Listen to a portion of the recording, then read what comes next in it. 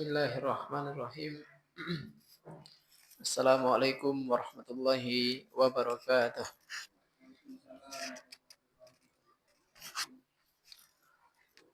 Alhamdulillahi rabbil alamin.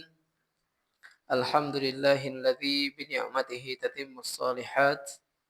Wassalatu wassalamu ala nabiyyina wa qudwatina Muhammadin al-muayyadi bil mu'jizat wa ala alihi wa ashabihi wa man tabi'ahum bi ihsan ma damatil ardu was samawat.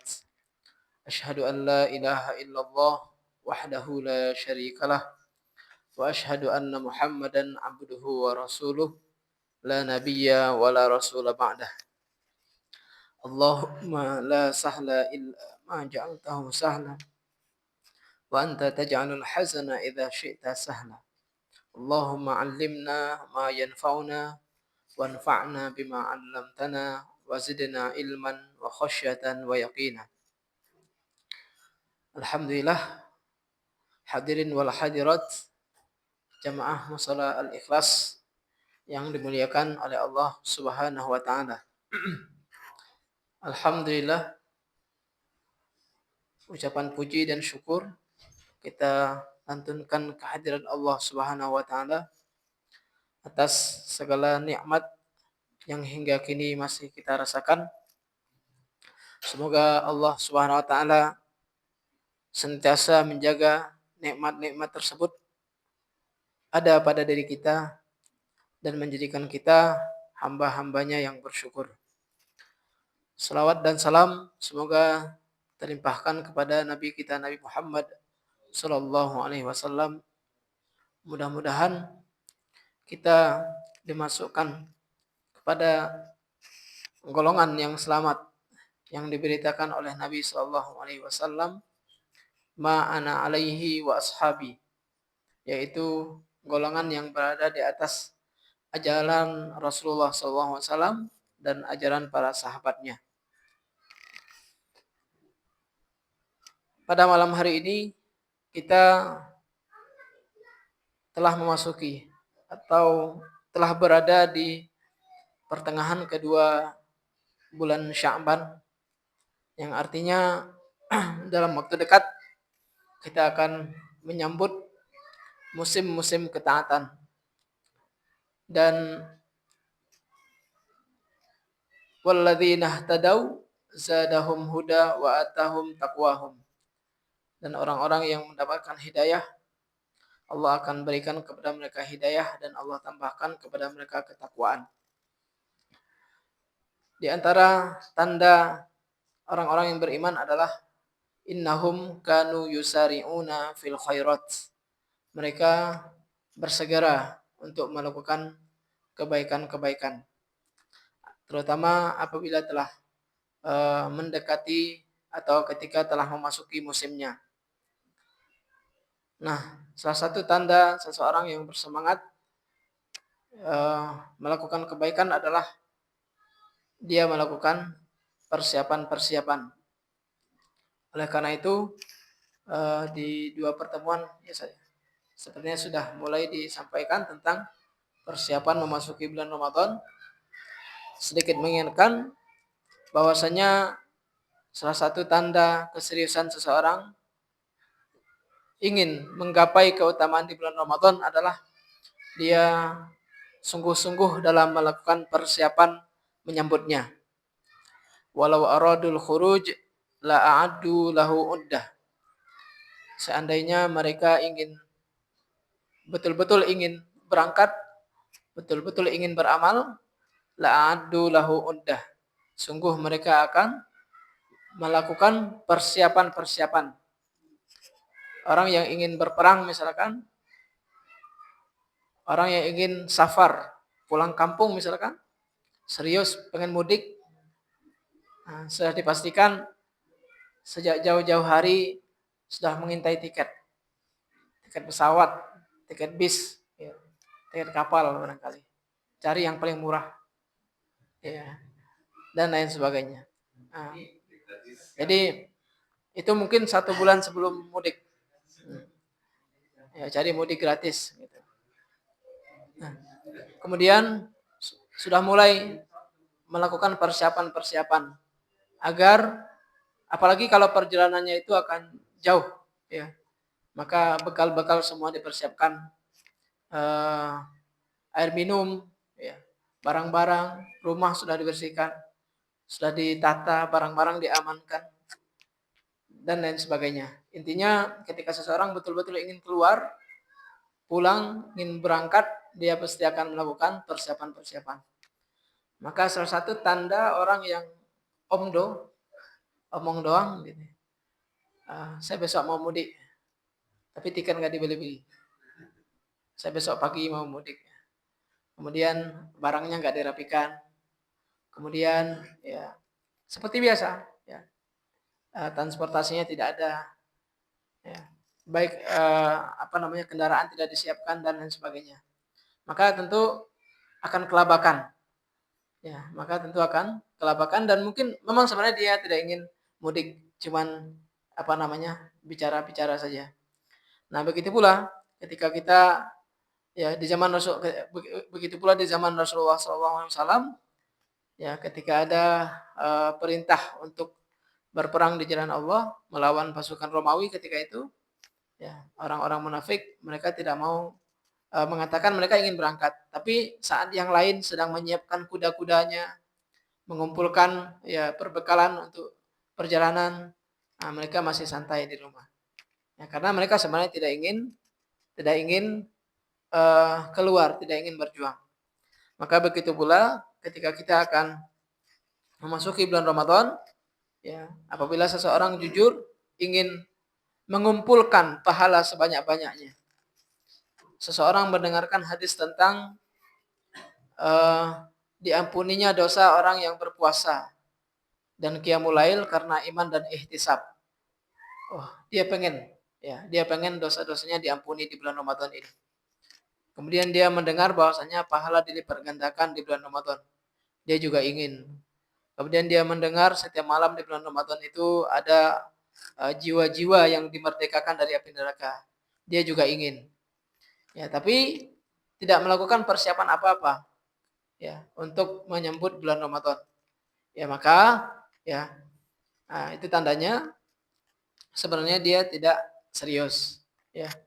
Maka idza ra'aita, kata Al-Imam Ibnu Al-Utsaimin rahimahullahu taala, idza ra'aita nafsaka mutakasilan anit ta'ah, ya, apabila engkau melihat dirimu malas dalam melakukan ketaatan, ya, maka hati-hatilah.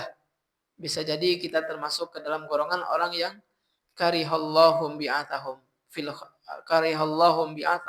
khair. Orang-orang yang Allah tidak inginkan mendapatkan keutamaan ketika datang musim-musim kebaikan. Ya. Nah, kurang lebih ya secara ringkas sebelum kita masuk pada kajian malam hari ini, ada 4 hal yang bisa kita lakukan untuk mempersiapkan Ramadan yang tidak lebih dari setengah bulan lagi. Ya. Yang pertama adalah at-taubah wal istighfar, ya, memperbanyak taubat dan memperbanyak al-istighfar. Ya, karena kita mengetahui bahwasanya ya yang menyebabkan ya bahwasanya perjalanan menuju Allah, perjalanan melakukan ibadah itu adalah orang kuat puasa, orang kuat qiyamul lail itu bukan kekuatan fisik, tapi yang menguatkan adalah hatinya. Ya. Bisa jadi seseorang memiliki tubuh yang kekar, namun tidak sanggup untuk melakukan qiyamul lail. Baru 1 rakaat, 2 rakaat, pegal semua. Kaki pegal, pinggang pegal, kepala pegal, telinga pegal, mata pegal.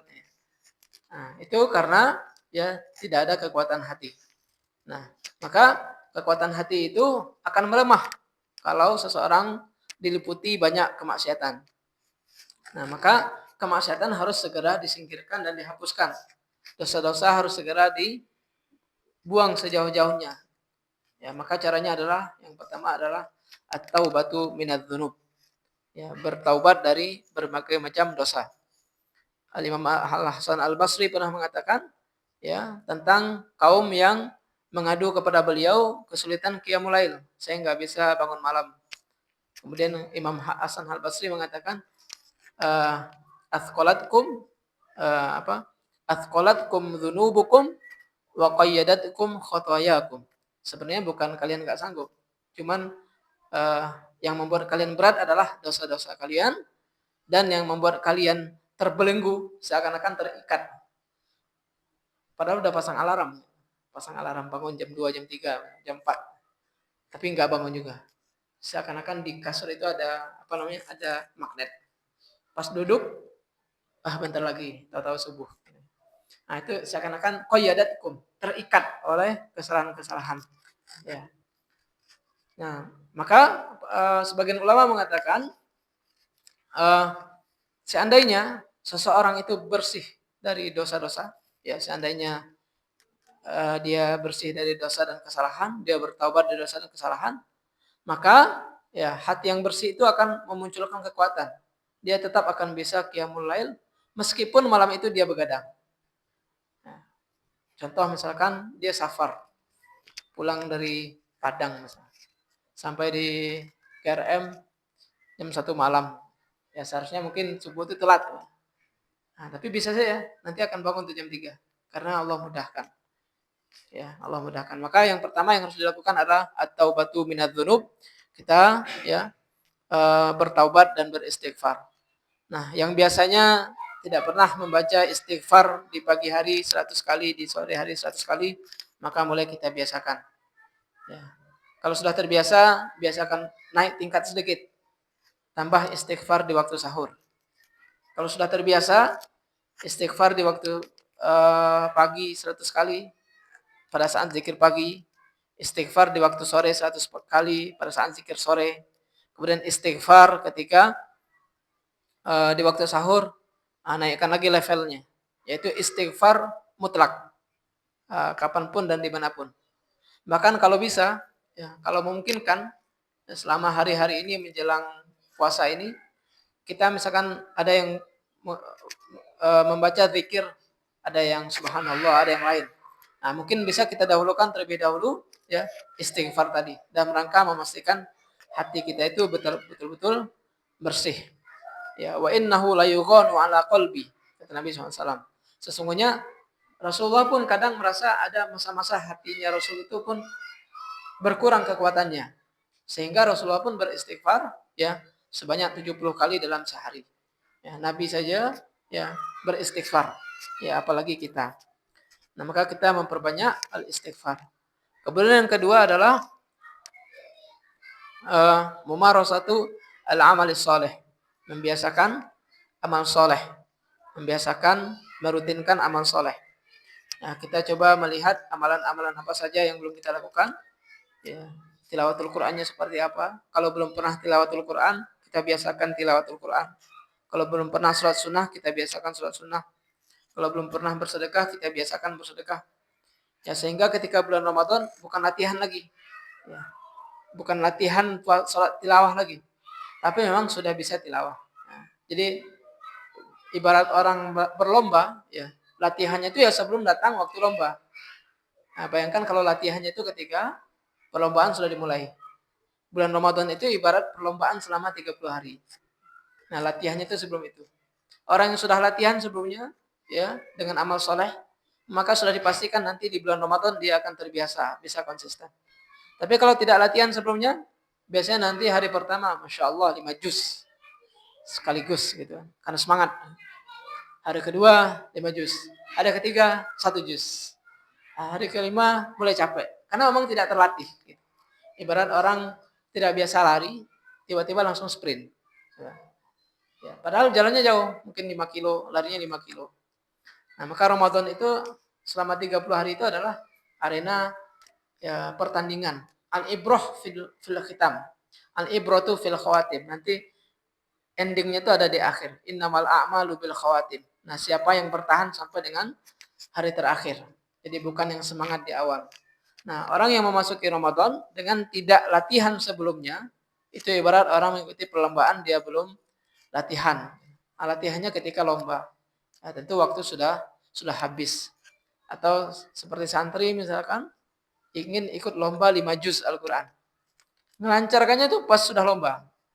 Sekarang 5 juz itu belum lancar.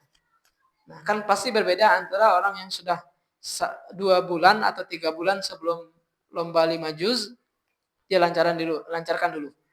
Sehari 1 halaman. Besoknya dapat 2 halaman, besoknya 3 halaman dan seterusnya. Sampai dengan ketika lomba, dia sudah tinggal lomba saja karena sudah lancar. Tapi kalau orang yang belum pernah persiapan, pas lomba, hari ini lomba, itu belum lancar 5 juz, dilancarin dulu, ya pasti tidak dapat gitu. Maka mumarasatu al-amal as-shalih, membiasakan amal soleh itu adalah bagian dari persiapan memasuki bulan Ramadan, sehingga saat kita memasuki bulan Ramadan itu sebenarnya tidak ada penambahan. Ya, jadi di antara para ulama ada yang menyebutkan bahwasanya mau masuk bulan Ramadan atau mau berada di bulan Ramadan tidak ada perubahan amal. Karena sebenarnya di hari-hari biasa itu dia sudah standar amalannya, gitu kan. Nah, itu salah satu atau yang kedua yang perlu kita persiapkan. Barangkali di antara kita ada yang masih bolong sholat jamaah. Maka selama menjelang bulan Ramadan ini kita latihan untuk tidak bolong sholat jamaah. Barangkali di antara kita ada yang masih masbuk ketika sholat berjamaah. Berarti dia sudah sholat berjamaah tapi masih masbuk. Berarti latihan untuk tidak masbuk. Ya. Barangkali di antara kita sudah tidak masbuk tapi sering ketinggalan sholat sunnah rawatib. Nah, berarti kita latihan untuk tidak meninggalkan sholat sunnah rawatib. Karena satu amalan yang ketinggalan, ya, yang tidak kita lakukan di setiap harinya di bulan Ramadan itu membuat ketertinggalan yang sangat jauh. Ya. Ketertinggalan kita dari yang lain itu akan sangat jauh. Ya, kemudian bekal yang ketiga adalah tentu ilmu itu sendiri. Ya, kita mempelajari fikih tentang puasa. Ya, jangan sampai kita tidak tahu bahwasanya ada hal-hal yang dilarang ketika bulan puasa. Ya, namal ilmu al ilmu qabla al qauli wal amal. Hatta bahkan termasuk bagi yang sudah belajar. Dulu kita sudah paham, tapi 1 tahun enggak puasa Ramadan itu kan membuat kita lupa. Nah, maka perlu kita pelajari kembali. Dan yang terakhir adalah dengan kita banyak-banyak berdoa, ya. Karena doalah, ya, sekali lagi seseorang diberikan kemampuan amal soleh bukan karena dirinya sendiri, akan tetapi ya karena Allah memberikan taufik kepada orang tersebut. Semoga dengan 4 hal ini kita bisa menyambut bulan Ramadan dalam kondisi siap. Perbanyak taubat dan istighfar, latihan amal soleh, kemudian bekali diri dengan ilmu, dan terakhir dari sekarang berdoa. Karena salafus soleh itu 6 bulan, ya, setahun itu suasananya Ramadan semua. Lepas bulan Ramadan, 6 bulan mereka berdoa supaya amal Ramadannya diterima. Lewat 6 bulan menuju Ramadan, dia berdoa agar dipertemukan dengan bulan Ramadan. Doanya terserah, ya. Dengan bahasa Indonesia juga boleh, dengan bahasa Arab juga boleh. Allahumma balighna Ramadan, ya Allah sampaikanlah kami ke bulan Ramadan. Bahkan kalau dari sekarang sudah bisa berdoa, Allah mudahkan kita untuk bisa berpuasa di bulan Ramadan dengan penuh keimanan dan ihtisab. Allahumma a'inna ala siyami fi syahri Ramadan imanan wa ihtisaba. Dari sekarang sudah mulai meminta agar dipertemukan dengan malam Lailatul Qadar. Dari sekarang sudah mulai diminta agar Allah berikan maaf dan ampunan. Gitu. Nah, itu juga, maka itu sir. Itu adalah rahasia. Dalam hadis disebutkan bahwasanya setiap malam bulan Ramadan itu ada orang yang dimerdekakan dari api neraka. Nah, kalau yang standar-standar itu mungkin ya hari ke-10, hari ke-15, apalagi yang banyak dosa misalnya, mungkin hari ke-20 baru Allah merdekakan kalau dia sungguh-sungguh. Tapi Nabi memang mengatakan setiap malam bulan Ramadan itu ada orang yang dimerdekakan dari api neraka. Nah, pertanyaannya, kok ada orang baru malam pertama bulan Ramadan sudah Allah merdekakan dari api neraka? Padahal belum puasa. Contoh besok puasa. Malam ini sudah ada yang dimerdekakan, baru hari pertama. Nah, siapakah mereka? Nah, itu mereka yang mungkin sudah berdoa kepada Allah sejak sebelum bulan Ramadan, sudah menyiapkan diri, sudah bersih duluan. Nah, jadi nanti orang akan berbeda-beda. Ada yang memasuki bulan Ramadan dalam keadaan sudah bersih, sehingga dia tinggal mengangkat derajatnya. Nah, jadi ibaratnya itu ada standar. Pertama, ya, levelnya adalah level kita menghabiskan dulu dosa-dosa kita. Kemudian setelah selesai dosa-dosa tadi, baru level mengangkat derajat kita. Nah, jadi ada orang memasuki bulan Ramadan, dosanya masih banyak. Jadi menghabiskan dulu dosa-dosa yang ada. Mungkin hari ke-10, hari ke-15 baru dia sampai ke titik nol. Nah, baru mulai mengangkat derajatnya, baru mulai mendapatkan keutamaan A, keutamaan B, dan keutamaan C. Nah, tapi ada orang yang hari pertama start bulan Ramadan itu sudah bukan lagi membereskan yang kotor, tapi sudah mulai diangkat derajatnya. Ya, ibarat membangun rumah misalkan, ya, rumahnya sudah bersih. Ada orang yang membersihkan dulu. Kemudian yang kedua ada orang yang sudah mulai menata. Nah, ibaratnya kalau orang memasuki bulan Ramadan dalam keadaan masih kotor dengan dosa-dosa, ada itu harus bersih-bersih dulu. Kan nggak mungkin mencat dulu kan. Langsung dinding masih banyak laba-laba. Langsung dicat. Langsung dikasih hiasan. Dikasih bunga-bunga. Tapi bunga-bunga dengan laba-laba kan lucu. Nggak mungkin. Pasti dibersihkan dulu gitu. Seperti itu kurang lebih. Maka yang paling siap yang menghadapi bulan Ramadan, maka dialah yang paling cepat akan Allah berikan kemerdekaan dari api neraka tadi. Baik, insyaallah nanti kita lanjutkan kembali. Kita coba pindah ke hadis yang ke-24 dari Al-Arba'in An-Nawawi yang sudah pernah kita bacakan sebelumnya. Mudah-mudahan ini juga bisa kita kaitkan dengan bulan Ramadan. Ya, waktu itu sempat kita baca sebagian. Hadisnya berbunyi an Abi Dzarrin radhiyallahu anhu, dari Abu Dzar radhiyallahu anhu, anin Nabi sallallahu alaihi wasallam fi ma yarwihi an Rabbih azza wa jalla. Dari Nabi sallallahu alaihi wasallam yang beliau riwayatkan dari Allah, dari Tuhannya, dari Allah azza wa jalla. Jadi hadis ini hadis qudsi, annahu qala, bahwasanya Allah Subhanahu wa taala berfirman, ya ibadi inni haramtu dzulma ala nafsi. Wahai hambaku, sesungguhnya aku mengharamkan kezaliman atas diriku. Wa ja'altuhu bainakum muharrama, dan aku jadikan di antara kalian pun hukumnya haram. Ya, Allah saja mengharamkan untuk dirinya, apalagi untuk hamba-hambanya, lebih haram lagi. Oleh karena itu, fala tadzalamu, janganlah saling menzalimi. Ya, waktu itu kita sudah sampaikan kezaliman itu ada yang zalim kepada Allah Subhanahu wa taala, ya, atau zalim yang tidak akan Allah ampuni, yaitu zalim dengan melakukan kesyirikan. Ada zalim dengan melakukan perbuatan maksiat, ya. Kemaksiatan yang kita lakukan itu adalah hakikatnya kita menzalimi diri kita sendiri. Kenapa kita zalimi? Ya, kita tidak memukul diri kita, enggak ada. Kan orang melakukan maksiat itu kan dia tidak memukul dirinya sendiri. Tapi dia membuat dirinya, ya, dihadapkan kepada api neraka. Berarti kan terbakar. Secara tidak langsung dia akan dihadapkan kepada siksa Allah SWT. Makanya orang yang melakukan maksiat dianggap menzalimi dirinya sendiri. Ya, karena dia membuat dirinya nanti akan disiksa oleh Allah Subhanahu wa taala. Nah, yang terakhir, zalim yang ketiga adalah zalim yang intinya di sini, fala tadzalamu, janganlah kalian saling menzalimi. Itu menzalimi orang lain, entah itu dengan kata-kata, entah itu dengan perbuatan, mengambil hak, menumpahkan darah, dan lain sebagainya. Ya. Sampai-sampai Sufyan Ats-Tsauri rahimahullah mengatakan menemui Allah dengan membawa 70 dosa, yang mana dosa ini hanya antara hamba dengan Allah, itu masih lebih baik daripada menemui Allah Subhanahu wa taala dengan dosa yang mana dosa itu adalah antara seorang hamba dengan orang lain. Ya, ada dosa yang berkaitan dengan hak Allah, ada dosa yang berkaitan dengan hak hamba.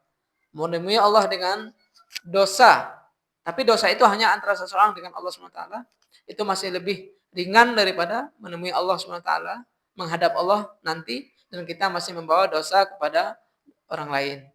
Ya, contohnya misalkan kita sengaja tidak membayar hutang, misalkan. Kita berhutang kepada orang lain, kemudian kita sengaja untuk tidak membayarkan hutang tadi, padahal kita mampu. Maka itu adalah sebuah kezaliman. Ya, dan bahkan Nabi pun tidak mau mensolatkan. Nah, oleh karena itu istihlal muhim jiddan, ya, meminta maaf kepada orang lain atau berusaha agar orang lain mengikhlaskan kesalahan kita kepadanya, itu menjadi sesuatu yang disyariatkan sehingga kita menemui Allah Subhanahu wa taala dalam keadaan tidak memiliki kezaliman. Kemudian, ya ibadi kullukum dhallun, wahai hamba-hambaku, setiap kalian ini adalah dhall. Dhallun itu artinya tersesat, ya. Illa man hadaituh, kecuali orang yang aku berikan hidayah. Fastahduni, maka mintalah hidayah kepadaku. Ahdikum, aku akan memberikan hidayah kepadanya. Ya, salah seorang Syekh Sa'id Al-Qumali hafizallahu taala pernah menceritakan tentang ya eh, seseorang yang saking solehnya orang tersebut, sampai-sampai dia dijadikan contoh. Kalau kalau dicontohkan tentang kayak siapa orang soleh, maka fulan akan diarahkan. Tinggal contoh si fulan. Nah, dia pasti kalau datang waktu sholat dia pasti berada di saf awal. Kalau ada kebaikan-kebaikan dia pasti nomor satu. Hingga suatu saat kata beliau orang tadi merasa bahwasanya dia dapat hidayah itu bukan karena Allah, tapi dia merasa bahwasanya hidayah itu dia nisbatkan kepada dirinya sendiri. Yang terjadi apa? Terjadilah intikas. Yang tadinya dia berbalap-balapan dengan orang soleh, nah, kemudian akhirnya dia malah berbalap-balapan dengan orang yang bermaksiat. Karena apa tadi? Karena merasa mungkin sudah soleh atau merasa sudah mendapatkan hidayah. Makanya ketika Allah mengatakan fastahduni, ya maka mintalah hidayah kepadaku, maka aku akan mintakan hidayah kepadamu. Artinya ini bukan hanya ketika kita masih dalam kondisi maksiat. Hatta seseorang sudah mulai terbebas dari kecanduan terhadap suatu maksiat, kemudian dia mulai istiqomah melakukan suatu kebaikan, maka hidayah harus tetap dimintakan kepada Allah SWT. Itulah rahasianya kenapa diwajibkan kita membaca surat Al-Fatihah. Ihdinas siratal mustaqim. Berikanlah kami hidayah kepada jalan yang lurus. Ya. Sebagian orientalis ya atau ya misionaris itu ada yang menjadikan ini sebagai serangan terhadap Islam. Ya. Sebenarnya orang Islam ini sesat semua katanya. Kenapa? Karena tiap sholat masih minta hidayah. Padahal bukan seperti itu. Ya. Yang paling berat itu adalah bukan mencari hidayah. Iya, memang betul mencari hidayah itu berat. Apalagi kalau kita berada di lingkungan yang tidak diridhoi oleh Allah SWT. Apalagi pekerjaan kita, misalkan satu-satunya pekerjaan kita hanya bergantung ke sana. Kita nggak bisa lepas dari pekerjaan itu. Dan pekerjaan itu isinya banyak hal-hal yang praktek-praktek yang tidak diridhoi oleh Allah SWT. Nah, keluar dari situ menuju cahaya hidayah itu memang berat, memang sulit. Tapi yang lebih berat dan lebih sulit adalah mempertahankan hidayah yang sudah ada. Karena level berikutnya adalah bagaimana seseorang agar tidak terkena ujub. Ujub itu artinya dia merasa bangga, sudah merasa aman. Ya. Maka sedetik seseorang mulai merasa aman, disitulah mulai hidayah itu sebentar lagi akan tercabut. Maka cepat-cepat sadar bahwasanya kita itu tetap membutuhkan hidayah. Kenapa para sahabat mereka tidak pernah merasa nyaman. Hatta Umar bin Khattab pun tidak pernah merasa nyaman. Ketika Hudzaifah bin Ibnul Yaman itu dikenal sebagai orang yang mengetahui nama-nama orang munafik. Umar bin Khattab mendatangi untuk ditanyakan siapa saja yang orang munafik itu siapa saja. Hudzaifah bin Yaman nggak mau menyebutkan siapa orang munafik. Akhirnya Umar bin Khattab radhiyallahu anhu merubah pertanyaannya. Nama saya ada nggak di situ? Nah, Hudzaifah bin Yaman mengatakan nama kamu tidak ada. Sekelas Umar bin Khattab khawatir ya merasa takut terjerumus ke dalam kemunafikan. Ya, sekelas Umar bin Khattab saja khawatir dirinya terjerumus ke dalam kemunafikan. Bahkan ada salah seorang sahabat Nabi namanya Abu Hurairah radhiyallahu anhu. Pernah suatu ketika Nabi SAW ya bersabda di kalangan para sahabat. Sesungguhnya aku mengenal. Nanti riwayat hadisnya coba kita cek kembali ya.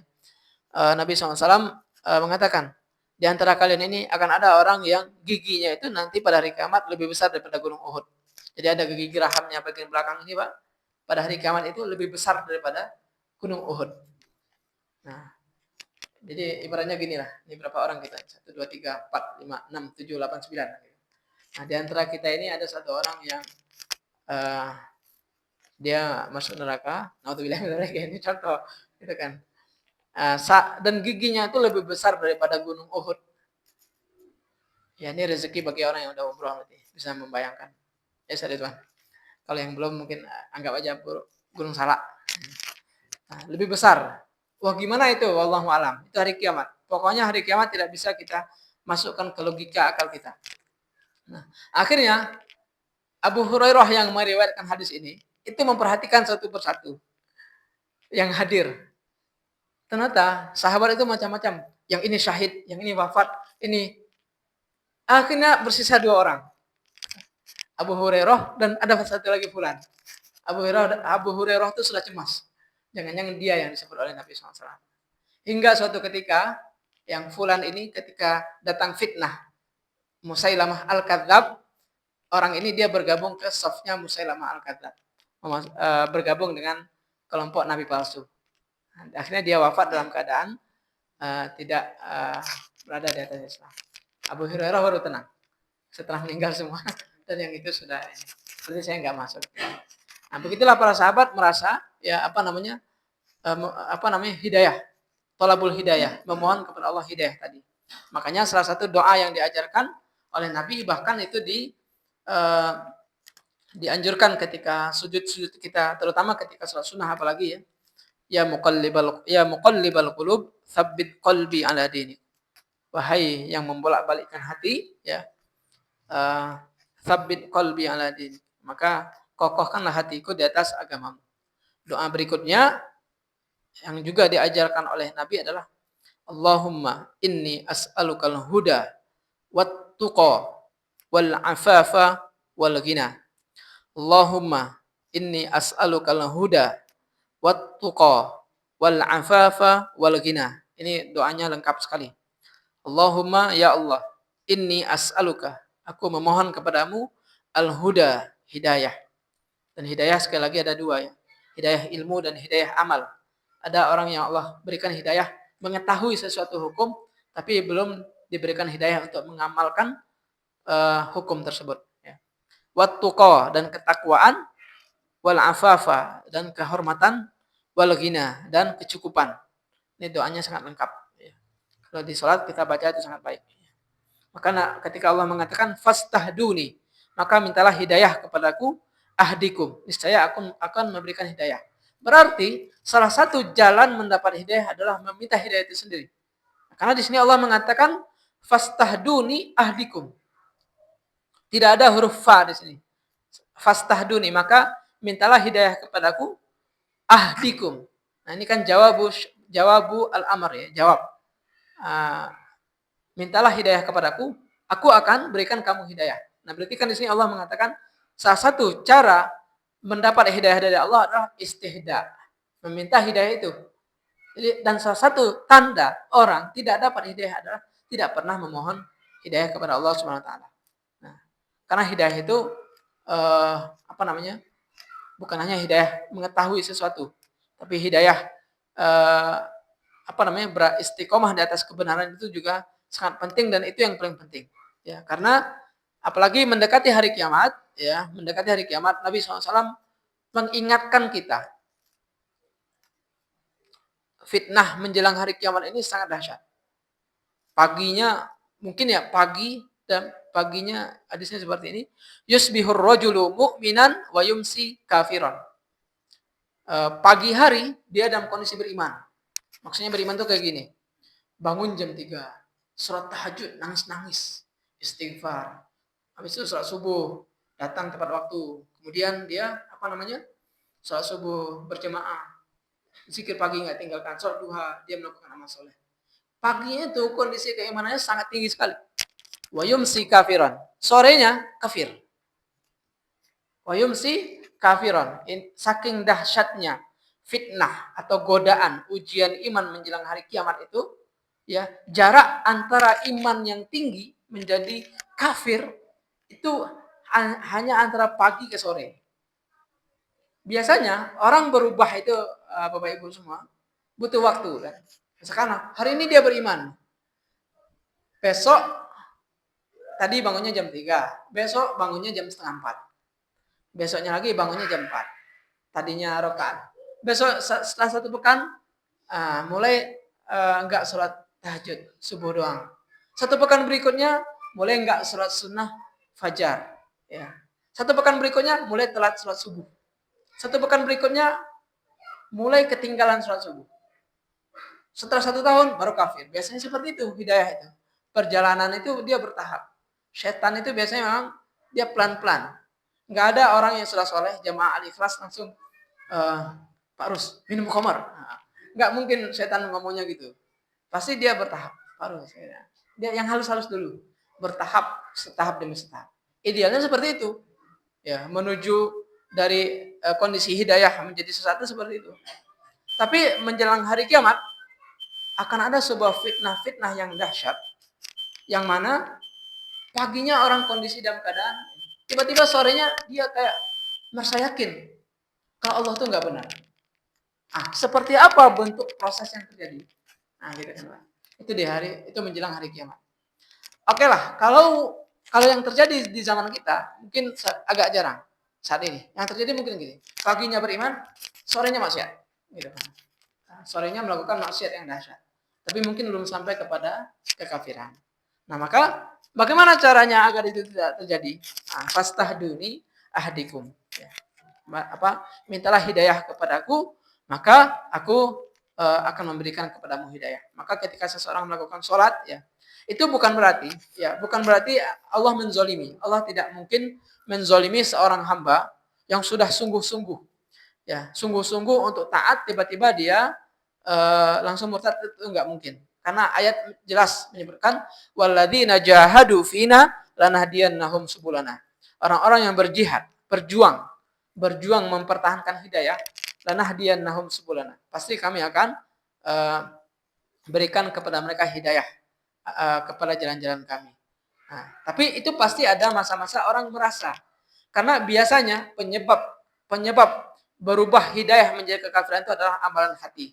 Salah satunya adalah ketika seseorang merasa sudah aman, nggak perlu lagi minta hidayah. Dulu perasaan minta hidayah itu setiap saat. Sekarang udah nggak minta lagi hidayah kepada Allah, nggak meminta lagi petunjuk kepada Allah SWT. Sudah mulai malas berdoa. Berarti mungkin disitulah tanda-tanda kita mulai turun iman kita setahap demi setahap.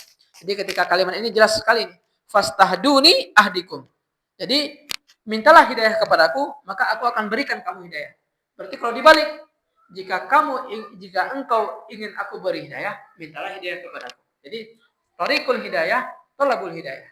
Cara agar dapat hidayah adalah selalu memohon kepada Allah hidayah tersebut. Nah, karena di situ terjadi rasa lemah di hadapan Allah. Seseorang yang merasa lemah di hadapan Allah SWT dan merasa butuh kepada Allah SWT akan terhindar dari kesombongan. Ketika dia terhindar dari kesombongan, maka disitulah Allah akan memudahkan dia untuk menerima hidayah. Sebagaimana Nabi Adam alaihissalam ketika melakukan kesalahan, yang muncul adalah rasa harap akan ampunan Allah SWT. Sehingga Allah memberikan hidayah. Berbeda dengan iblis yang merasa sudah di atas hidayah, lebih baik, akhirnya sombong sehingga dan tidak meminta hidayah. Endingnya ya diberikan laknat hingga datang hari kebangkitan. Baik, kita dengarkan adzan isya terlebih dahulu.